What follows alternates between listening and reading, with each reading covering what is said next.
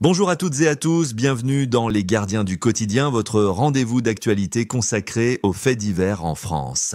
Mardi 23 septembre, 2 voyageurs ont été agressés à la seringue, d'abord à la gare Montparnasse puis dans le métro Gaîté. Les caméras de vidéosurveillance montrent une femme piquant une passante avant de prendre la fuite.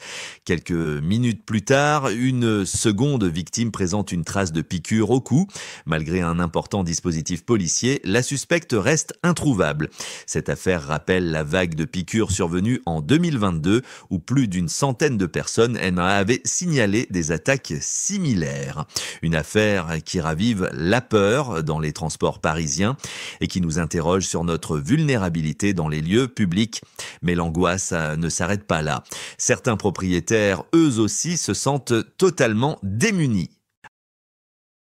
À Savigny-le-Temple, Pierre, 34 ans, est ruiné par une squatteuse.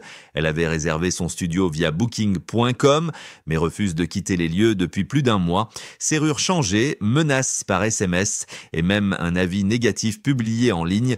La situation vire au cauchemar. Le propriétaire continue de rembourser son crédit immobilier sans aucun revenu locatif. Son avocate a saisi la préfecture, mais pour l'instant, aucune décision n'a été prise. Quand certains citoyens se retrouvent sans recours face à l'injustice, d'autres voient les symboles de la République détournés, créant une vive polémique. Lundi 22 septembre, la mairie PS de Saint-Herblain a hissé le drapeau palestinien, non pas devant l'hôtel de ville, mais au-dessus du monument aux morts.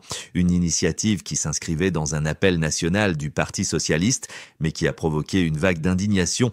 Pour beaucoup d'habitants et d'élus, c'est un affront à la mémoire des soldats tombés pour la France.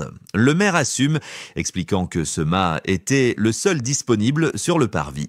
Dès le lendemain, le drapeau des Nations Unies a remplacé celui de la Palestine. Si les symboles peuvent choquer et diviser, certaines affaires rappellent la violence brute de la réalité, avec des conséquences dramatiques pour les victimes.